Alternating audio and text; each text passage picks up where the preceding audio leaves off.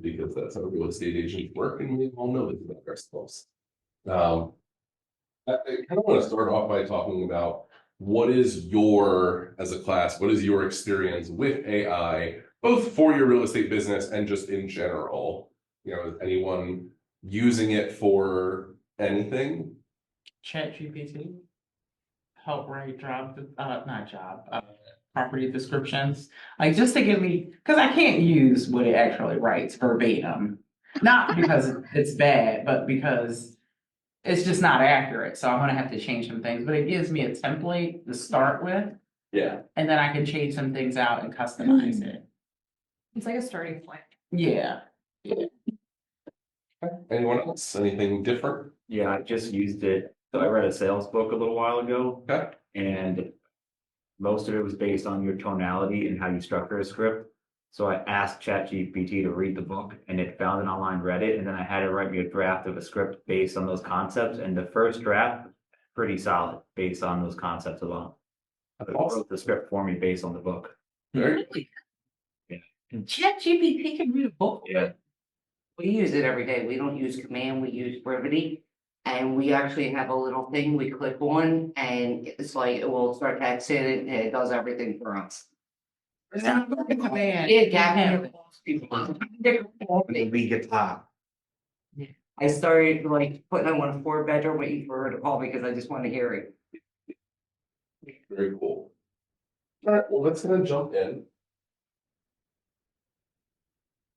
So how can AI help you as a real estate agent? Obviously the first thing that jumps to mind for most people is ChatGPT, which kind of gets used the same way that like Kleenex or Frigidaire get used as kind of this broad catch-all term for AI chatbots. Essentially, you punch in some sort of, text looking for a response, and it generates a response that kind of sounds, more natural, more human than, what you would get previously with, either earlier iterations of AI, or with non-AI, like if you type something into Google, what it spits back is not necessarily going to be, it's not going to flow quite as conversationally.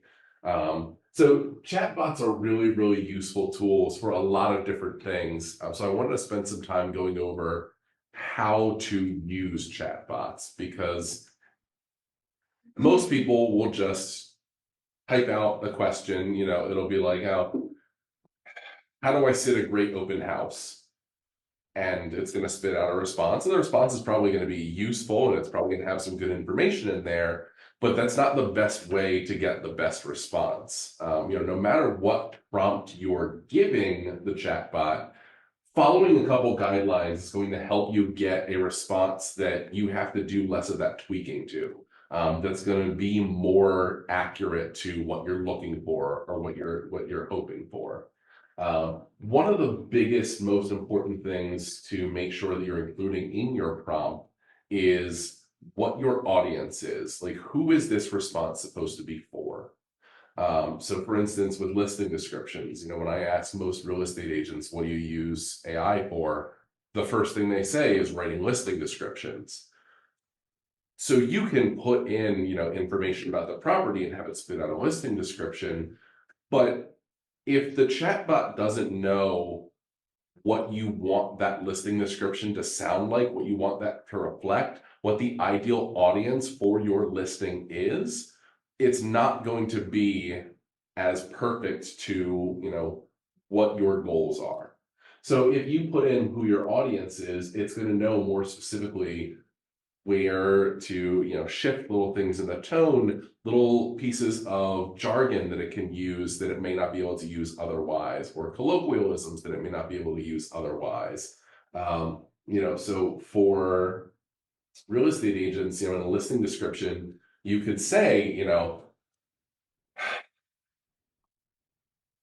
keeping in mind that you have to follow and abide by fair housing guidelines, and there are certain things that you can and cannot target by. But you know what, if this is like a perfect starter home for a first-time home buyer, you can say, I'm kind of trying to target first-time home buyers. If you are having it create social media content for you, you can say, I specialize with working with real estate investors or first-time home buyers, or I'm a relocation specialist, and most of my clients, the audience for this is people who are moving from one state to another. The more information you give it about who this response is for, the better it can curate that response. It's also important to feed it what format you want your answer in. And what I mean by that is everything from, this is for a text listing description, or this is for a text message, or this is a script for a phone call, or this is a script for a video that I'm going to record, or, this is for a blog post, giving it that general structure of what this will be used for, as well as the length. This is for a blog post and I want it to be 5 paragraphs, or this is for a 30-second video that I'm going to put up on my social media. Giving it those parameters will prevent it from giving you something that is too long and you have to trim down, or too short and you have to expand upon. The point of view the response should come from is almost as important as who the audience is. When you are creating a listing description, do you want that to sound like it's coming from a real estate agent? Do you want that to sound like it's coming from the seller of the home themselves? Do you want it, and kind of tonality is related to this. Do you want this to sound very informative? Do you want it to sound warm, inviting, energetic? You can use all these different adjectives to get it to shift the tonality and the perspective that it's coming from. And again, all to better target your specific target audience. That's scary. What's scary about it? That you can have a system that can be that specific and create this whole thing for you. Like, it is, I know it's needed and I know it's evolution and all that, but Next level. it's also very dangerous. It could be dangerous. Yeah, I mean, Maybe not in our field. In the wrong hands. Yes. we just kind of have to assume that technology in general is at times going to be used by the wrong hands, but overall is going to be used for The greater good. the group, not even the greater good, but for overall progress. And the idea here is that there's a psychology behind it, right? So when we read something, we are subconsciously picking up clues about who the author is. When you read a medical textbook, it's conveying a sense of like high education, precision, specificity. When you read a book of prose, when you read something that's designed to be more like fantastical, again, it's conveying something different. So giving the chatbot some specifics around where this response should be coming from, those are little things that people are going to pick up on. Because remember, these chatbots have access to literally billions of writing samples. So when you say, like, I want this to sound very informative, it has millions and millions of writing samples of informative language, so that when someone reads it, if you're intending it to come across as very well educated, well researched, informative, professional, when you're trying to convey, or maybe this is for a social media post, and you're trying to make sure that people realize you are a market expert, the language should subconsciously tell them this person's an expert, versus this person seems nice, I don't really know if they're an expert. So giving it that kind of extra layer of specificity will help you achieve a goal that you may not. It may spit out a response to a very generic prompt, and you may read it and go, oh, this is great. It sounds great. I'm not an awesome writer. This thing wrote it better than I would. Is it going to have the same psychological response to people reading it? Maybe not.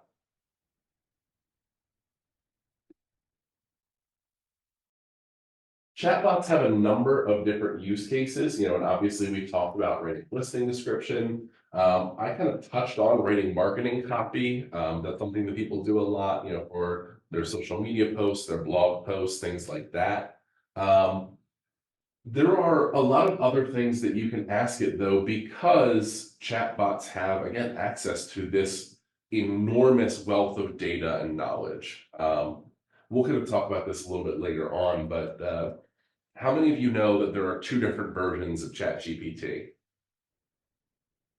So there's a free version that has certain limitations, and then there's a paid version that does not have those same limitations. The paid version, is able to give you pretty up-to-date, web search results in terms of what data it's able to access. How many of you know that Google has a chatbot? So Gemini, because it is Google, has access to all current information that would be available on Google, and Gemini is free. So depending on what your use case is, again, we'll talk about this a little bit later, there are different circumstances in which you would want to use one of the different chatbots over the other, in order to pull from different data sets or get a certain type of response. But because they have access to all of this data, whether it's completely up to date or 2 years out of date, there are certain things that you can ask it about your business, about real estate on the whole, about the consumer. So everyone has gaps in their business. No one in this room is doing all of the business that they want to be doing all the time. So if you are tracking your numbers and you can identify some of those gaps, you can use ChatGPT to say, like, I'm having trouble converting buyers in the Delaware real estate market. What are three things that I could be doing to convert my leads more effectively? And it's going to access all of the different data sets that it has and spit out some responses that you could try. You could say, I have to send an email to this prospective buyer telling them that they didn't get the property that they were hoping for, and I'm not sure how to word it because I don't want to disappoint them. They're really, they're kind of a little bit nervous. I don't want to scare them off from the home buying process, but I want to make sure that they're confident about us going forward, even though their offer didn't get accepted. Punch all that into a chatbot. Again, be very specific. Tell it exactly who the audience is. Tell it exactly what perspective you want it to come from. Tell it exactly what tone you want it to use. But have it help you craft those emails so that you can make sure that you are not, saying something that's going to get a negative response in an email.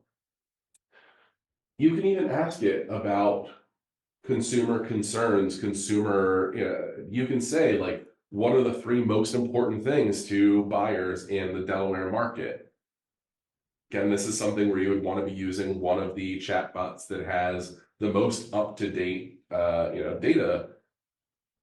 But again, it's got data from all across the web. It can look at social media. It can look at different articles that get put out. It can look at different, discussions and figure out, okay, home prices, the rising home prices are something people are concerned about. Rising interest rates are something people are concerned about.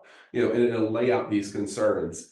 If you're trying to build out a marketing strategy, a social media strategy, a branding strategy, addressing some of those concerns that your target audience has is a great place to start. If you're trying to figure out, well, what should I post about on Instagram? What should I make this reel about? Great place to start is what people are concerned about. So that they may see that and reach out to you and say, oh, I didn't realize that I could refinance a home. I thought interest rates were forever. Are there any other use cases that, any of you have thought about or wondered about or used yourselves?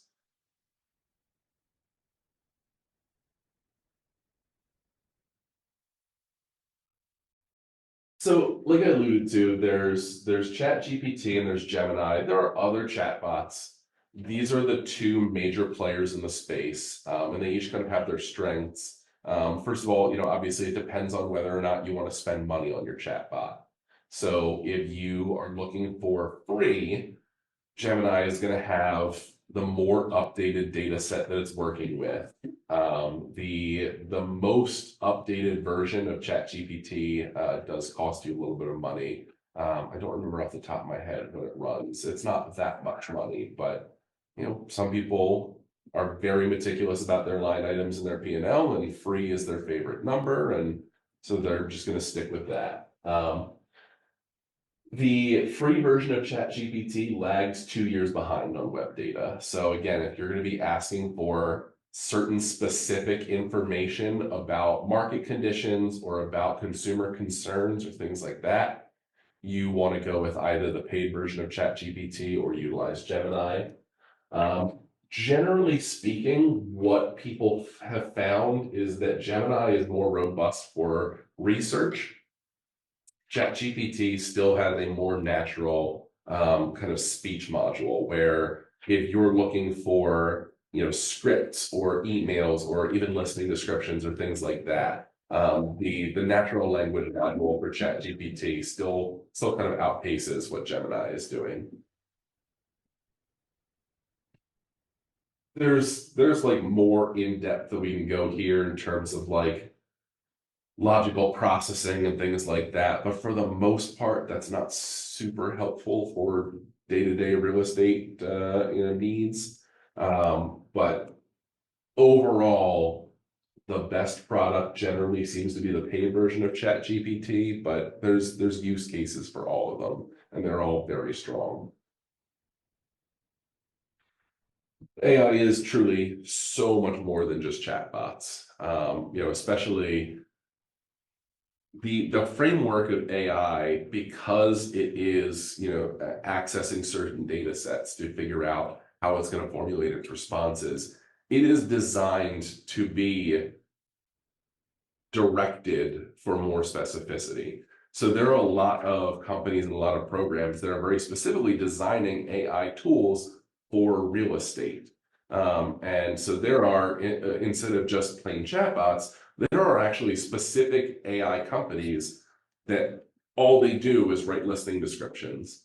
Like there are programs that their whole data set is listing descriptions from the past 10 years that are, all these different real estate manuals, real estate guidelines. And because they're pulling from a more specific data set, you're getting a more real estate specific targeted experience with what's being kicked back to you. Yeah. So AI and chatbots, and forgive me, you guys know I'm a woman of a certain age. I'm thinking, I'm trying to formulate my question. I'm thinking about predictive analytics and I'm thinking about AI and they have, or chatbots. I don't know. Are these interchangeable? That's question number one. Question number two is, because you have all these data points, I mean, hundreds of thousands of millions of data points, is that one of the ways that they develop predictive analytics? Because I guess they're looking at, so if I buy this every 4 months, and it gets delivered. They can predict in 4 months that I'm gonna need this. If they see that I'm doing X amount of listings and then all of a sudden 1 year drops, should I then, and maybe expect is the wrong word, expect that somebody is buying that data and saying, oh, I'm gonna target her because I have this information. Hey, Tiffany, I see that your listing dropped. You were doing X amount every year, and then all of a sudden, do you want to buy leads? Like, am I making sense? No, you're making sense completely. And realistically, you kind of get to the heart of the AI matter, which is people think of AI as this completely different, completely new, sometimes scary thing, when really it's just a natural evolution of what our technology has been doing for decades. It's nothing new that our phones are listening to us and Facebook is pulling our data, and everything that you do that's connected to the internet is pulling data that's usually used for marketing purposes, and they're gonna say like, man, JP like thought too loudly about a new computer chair for his office, so we're gonna start marketing to him about computer chairs for his office. Like, that's nothing new. All that we're doing with AI is taking that to the next logical step, where instead of having a program that can essentially only do one thing, it's now a program that can look at large swaths of data, look at what is being input, and then figure out what the correct process is to spit out the desired result. So when you have AI-backed, predictive analytics, for instance, as opposed to a predictive analytics program that is looking for a very specific data set and will spit out results in a very specific manner, AI-backed predictive analytics can look at, generally speaking, any data set and figure out what the correct algorithm is and spit out the correct results based on what that data set is suggesting. It's just a more sophisticated way of looking at, okay, if I have X, Y, and Z as my variables, what are the different things that I could do with X, Y, and Z to spit out the answer that this prompt is looking for? Versus, previously what we had is, if X, Y, and Z are my variables, I run this one program and I always spit out CVA as my answer. So like, to make it make sense in my brain. Yeah. Bear with me, everybody. That's like having a recipe, having all these ingredients having all these ingredients and only using it for that recipe and not saying, well, if I change up the amounts of this, I can produce these other things. Is that the same? So that's kind of a great analogy. It would be the difference of having a cook come in the kitchen and no matter what ingredients are in that kitchen, our old technology would go, I can make a lasagna out of that. I'm going to make a lasagna out of all these ingredients that you have. AI is coming in and going, okay, I see all these ingredients. I know that I can make these 2,000 or 3,000 different recipes. And now I'm just waiting for someone to come up and say, hey, Check. I would like an eggplant parmesan. Here, I know how to pull the correct ingredients off these shelves. I know which ones to leave. I know which ones to take. I can make you an eggplant parmesan. My brain works a little bit. That's good. All related to food. I never thought of it that way before, but that's exactly what it's doing. Yeah, food or the bar. You could have said vodka, tequila. I would have been with you on that too. Yeah, I only make old fashions versus I can make whatever you need, and I'm not gonna put anything that shouldn't go into your drink. So again, there are some very specific real estate tools that have been created using AI. One of the ones that I think has the most potential going forward is virtual home staging. There are, at this point, I must have seen 10 or 15 different websites where you can go, you can put apps on your phone, and you can, while you're walking through a vacant house on a showing, you can have your phone up and say like, and here's what it would look like with furniture in it. And some of them you can put in like, my client would like to see this staged in, new postmodern, like whatever their like specific style is, you can put in some parameters and it's going to lay it out like that.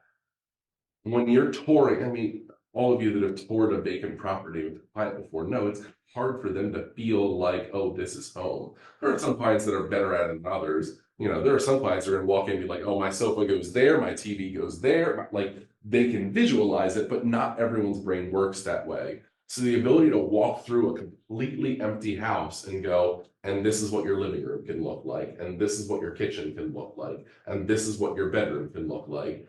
That's really helpful in terms of getting someone to feel at home and comfortable and start that kind of mental ownership process that's kind of really crucial to the sales experience before getting into the real estate world. I managed a retail sales floor. And one of the things that, we were taught is put the product in the customer's hands. That sense of ownership is huge to getting someone to buy into what you're trying to sell them. So if someone, it could be the perfect home for them, but if they can't get a feeling of ownership over that home, they may not be willing to make a move on it, or they may be willing to put in an offer, but not an offer that's going to win. So getting them, yeah. The virtual staging, are any of those apps free? Most of them that I've seen have a free version that's very limited, that will let you do some really basic stuff. But to do the fancier things, and that's generally speaking, a lot of these AI tools, that's kind of the model that they're working off of, because they know they're in a new space. So they want to give you a taste. And then once you get the taste for it, then they want to say, oh, well, if you want more, here are my pricing Great. options. In addition to virtual home staging, there's also some tools out there where you can virtually look at what a renovation or a flip could look like. Yes. They're really, really cool. Like you can do it. Some of them focus on a specific room. It's like, all right, if I renovated this kitchen, what would it look like? Some of them go as far as like the broad exterior of the house. There are some where if you put in like certain floor plan type parameters, they'll be able to show you like generally, again, they have all sorts of like liability disclaimers that like we're not structural engineers, it's an AI tool, but like it'll tell you generally how you could fully remodel the house to be something completely different. So those are some really great tools to work with your investors or even prospective buyers who maybe haven't found something that's exactly what they're looking for, but have the money and time to make something into what they're looking for. Again, not everyone is visual in that way. It's a lot easier for them to feel ownership over the potential outcome if they can kind of visually see it. Email management and calendar management. Take a drink because that can't be breaking up like that. Email management and calendar management. Those of you who are here for Allison's class, real estate agents are not always good at the ops stuff, not always good at the administrative stuff. And when I say not always, I mean usually not. Calendar management and email management are two of the things that AI can help kind of leverage for you so that you can be more efficient with your time, with your schedule. Email management, I use a program that has some AI backing in the background. It's not a fully AI program, but essentially it looks at my incoming email and it says, these are low priority, and it pushes them off to the side. So all those emails where it's just like, hey, you got a notification on your like Facebook post, or like here's a marketing email from somewhere you put in your email address for 10 years ago and they still have your email for some reason. Like all of those just they get removed from my view. And I still have access to them. I can still go in and look through them. And it's not perfect, but I would say 98 to 99% of the time, it knows what emails I do and do not need to pay attention to. The program I use is called TwoBird. It's not perfect. It's still in its infancy.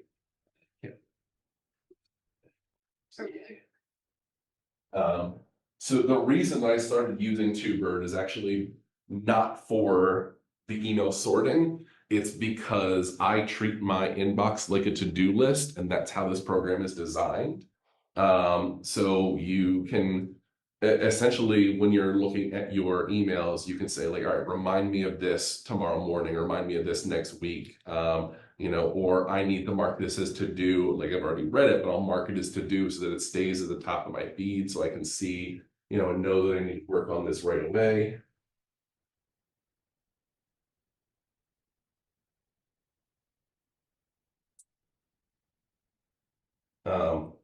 So that's really why I started using it, but it's very useful in terms of making sure, again, I have all 6 of my different emails running through TwoBird.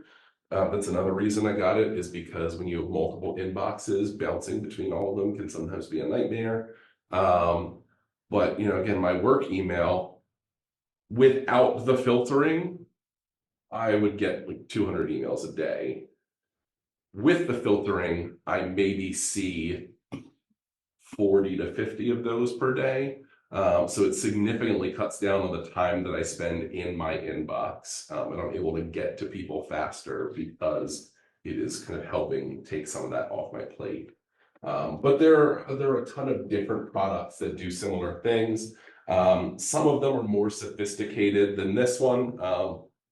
Some of them will actually start to learn how you operate in your inbox. So more than just, priority and low priority, it will divvy things up into different baskets based on how you operate when you go into your inbox. Pardon me. So there's a whole host of different email management tools out there, varying levels of sophistication and of course varying levels of cost. Calendar management is kind of a similar vein. So there are programs out there that will kind of take a look at your schedule and they'll help you kind of rearrange it in a way that makes more sense. Or they'll kind of insert things like focus breaks or lunch breaks or things like that we don't always remember to schedule for ourselves or to plan for ourselves. So they can kind of help you to create a schedule that's more manageable.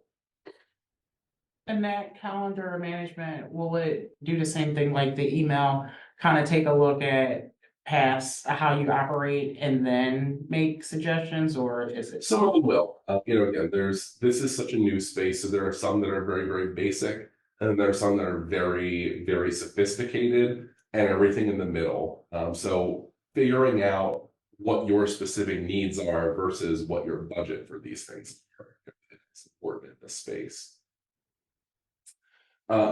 Editing video content is one that I think more real estate agents should use, because videos, as far as social media is concerned, videos are the king right now.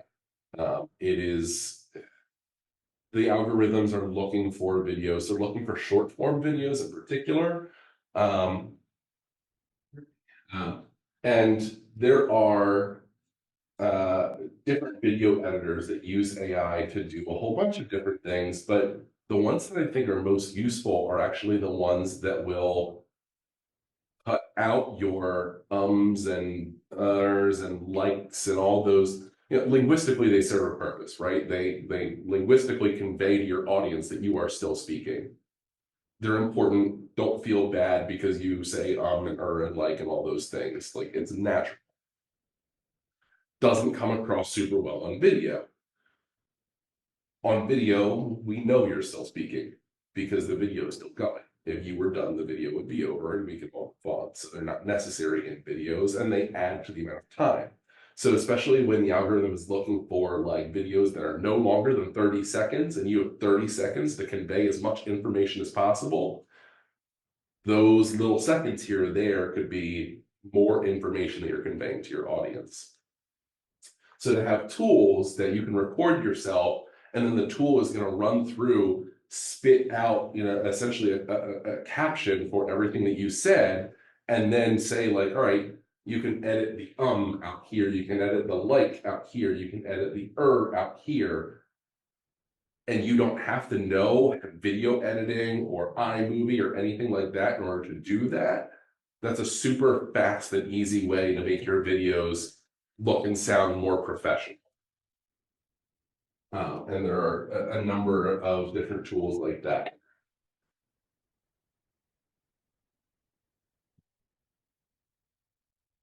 The last one is the most expensive one because this is a more sophisticated use of AI. So I haven't really seen any good free ones, but there are AI tools that will respond to your social media DMs for you. Oh, pardon me. They'll you gotta put in, a couple stock responses, and it can use those, but it can also go beyond those and kind of use the writing samples from those stock responses to try to mimic your voice as closely as possible. They can make sure that you know what you have to respond to and what you don't have to respond to. And realistically, the big advantage here is that it's a way of immediately responding. It's speed to lead, right? When you get any online lead, your chances of converting that lead drop off 97% if you don't talk to them in the first hour. Not all of us are on social media every hour. So to have an immediate response that comes through and says, like, thank you for your inquiry, blah, blah, blah, blah, blah, blah, blah, like that immediately increases your conversion rate on those leads. Now, you have to look at your own business and figure out how important is this to my business? How much money is this worth spending?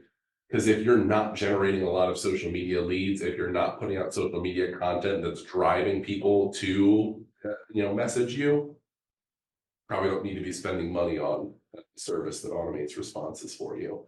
But if you are great on social media, if you are getting a lot of leads, even if you're converting them well, how much time are you devoting to, or is someone on your team, how much are you paying for someone to go in and respond to each of those individually?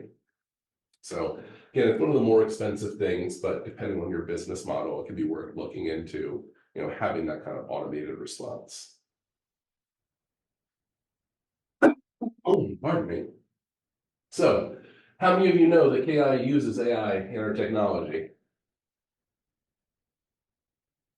It's the last slide because I'm going to leave the slideshow now, and I'm going to go to command to show you some stuff.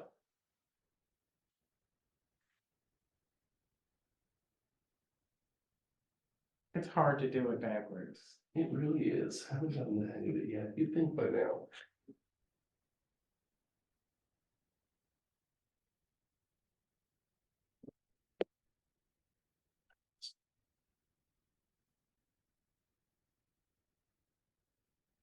All right, so there are a couple things that Command has been doing for a little while now that utilize AI. One of them being the paid ads through campaigns. So when you go to create a paid ad, whether it be on Facebook or Instagram or TikTok or anything like that, your ad copy, you actually have the option to generate that with AI and to have it, tweak and modify and reprompt. And again, you can select, I want it to sound vibrant or I want it to sound educational, and have it make your ad copy the best that it can possibly be. That's something that's been around since they redid the ads, probably 6 or 7 months ago at this point. But very recently, we added this little button down in the lower right-hand corner. It's called Quick, KWIQ. Quick is not an open platform chatbot. So what that means is it doesn't have access to all world knowledge, all web data. What it does have access to is everything within the KW ecosystem.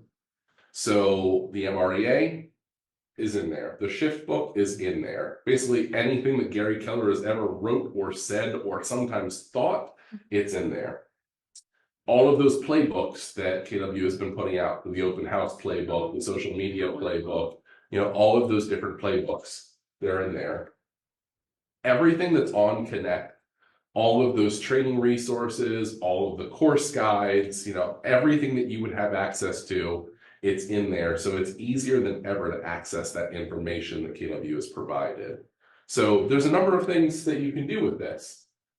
One of the most convenient things for most agents is that if you're having trouble figuring out how to do something in Command, you can ask Quick.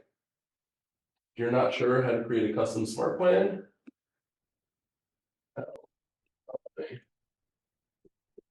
custom smart plan. Gonna think really hard, and then it's gonna pop out a list of steps. So here's just a little disclaimer. about the disclaimer. Pretty much every response that this thing spits out is gonna have the TCPA compliance little spiel at the end of it.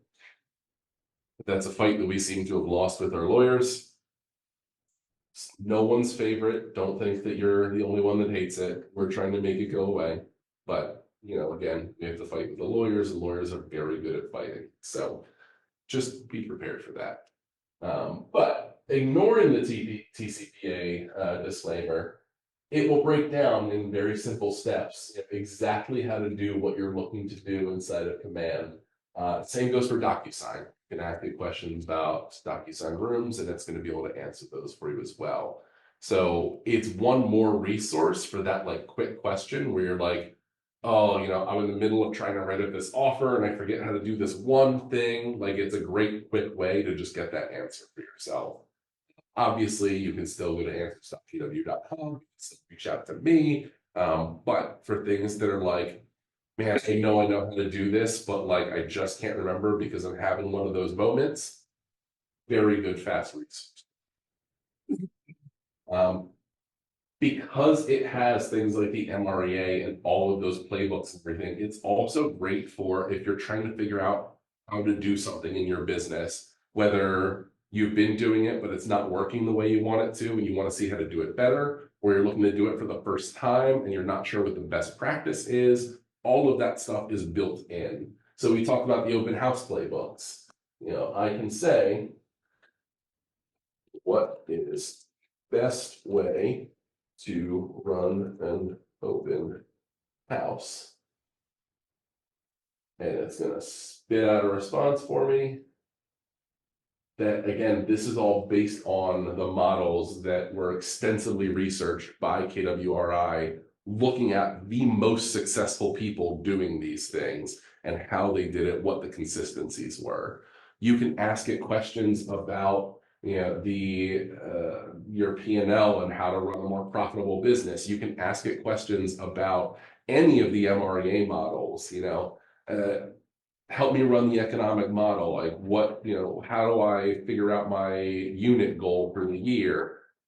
Any of those things that you're trying to do bigger and better in your business, this is a great first tool and resource for you to kind of get a jumping off point there. And this also, you know, to a certain extent follows the same parameters that we talked about with any chatbots, where the more specific you are, the better the response is going to be and the more accurate it's going to be to what your goal actually is. The kind of last thing that I'll say about Quick and about chatbots in general, don't be afraid to reprompt them or to respond to what they spit out and tweak the response. That's actually how you're going to get some of the best results from it. Not a lot of people know this about me because I hide it very well, but I'm an enormous nerd. I run every Thursday, I run D&D for a bunch of my friends, and I will use, the thing I use ChatGPT for the most is coming up with puzzles for my D&D campaign. So I'll be like, hey, write me a puzzle where 4 people in D&D 5e, you know, have to, you know, get through a room with a locked door on the other side, and it'll spit out, you know, some convoluted puzzle. But sometimes I'll look at it and be like, well, that's kind of stupid. I'll be like, no, actually, I would like it to incorporate this element from the campaign, and I want it to incorporate, you know, this particular ancient storyline or whatever nerdy nonsense that comes to my mind. But the more that I give it back, the more I say, okay, I like the response you gave me, but I would like you to adjust it with these parameters. It gets closer and closer and closer to what I'm actually looking for. So when you punch in, you're like, write me a listing description for, you know, this property, blah, blah, blah. It's going to spit something back out at you. And if you look at it and you're like, I don't know that this really quite matches up with what I had in my head, ask it to adjust the prompt. You know, ask it to say, like, okay, can you rewrite that for me, but make it sound a little bit more warm and inviting? Rewrite it for me, but talk a little bit more about the kitchen and the open floor plan. Rewrite it for me, but really focus on the fireplaces and the historic charm of the house. you can continuously tweak it so that it gets closer and closer and closer. Does anyone have any questions about any of this or anything that I didn't cover that you were hoping I would? Well, you guys are super easy. I was expecting something. Frank, you have questions? Great job, man. What is on the horizon that's gonna come out? And this isn't an AI question, this is an MCTD question, or maybe even AI that we can get really excited about as well. So hopefully within the next 3 to 4 months, we are hoping to roll out a module for all of your commands where you'll be able to have it look through your database and figure out who is most likely to buy or sell. It's something we've been working on for a while, that we're just trying to make sure that we get exactly right before we push it out. We don't want it to be like, we have a very high standard for how accurate this is, and we don't want to put out anything that doesn't meet that standard. On the leadership side, they already have something similar to this where it's kind of telling us, other agents, how likely they are to move, to move brokerages and maybe come to KW. But we really want to make sure that when we're talking about your agent business and your, potentially your sphere of influence, your friends, your family, that we are being very, very accurate with, our ability to say, like, this person is likely to move, to buy or sell. So we're just perfecting that, but hopefully that's something that we'll see in the next few months. That should be a real game changer, because it'll save you time in figuring out who you need to be focusing on and where you need to direct your energies. We're also kind of in the middle of a big revamp of the consumer facing experience. We have the new consumer websites that rolled out about a year ago that they're continuously updating. Actually, they just rolled out the single listing landing pages for the new website experience, which is something a lot of agents have been missing. So that is finally back in place for us. But they also recently revamped the consumer app, which includes what is my home worth and potentially what is the rental value of my home that your client can use to figure out if they want to potentially sell, if they want to potentially rent out their property, or if they want to potentially purchase an investment property, kind of what that ballpark would be. And obviously it directs them back to you. It says, all this information is just, it's estimations, and the most accurate information you're going to get is from a real estate professional. Because of your app, your website, it's all branded to you. It directs them directly to you. But it's one of those things where, my wife and I both work in real estate, and I'll still look over sometimes and she's like on an app being like, well, this house, how much would that monthly payment be? You can just ask me, like, I'll tell you. But that's what you're coming for. Yeah. Like, your clients will then have the ability, and not even just, but like your friends, your family, the people in your database, the people in your sphere will then have the ability to be sitting at their couch, 9 o'clock at night, like, I'm just curious, what would happen if I rented out this house and then bought something bigger? And then they can look at that data and kind of get themselves excited and kind of increase the likelihood that they're going to reach out to you for that conversation. So those are some of the major things, in terms of increasing your business that are kind of in the works. There's constantly updates that are rolling down the pipe. That AI assisted targeting is the biggest one that they're devoting the most resources to right now. Well, thank you guys for hanging in with me. Any questions you have, you can always reach me, tech@kwempower.com, or the link to my calendar is still on the dashboard. So please feel free to book some time with me, whether it be in person or via Zoom. Always happy to help. Okay. Thank you. Thank you. Thanks.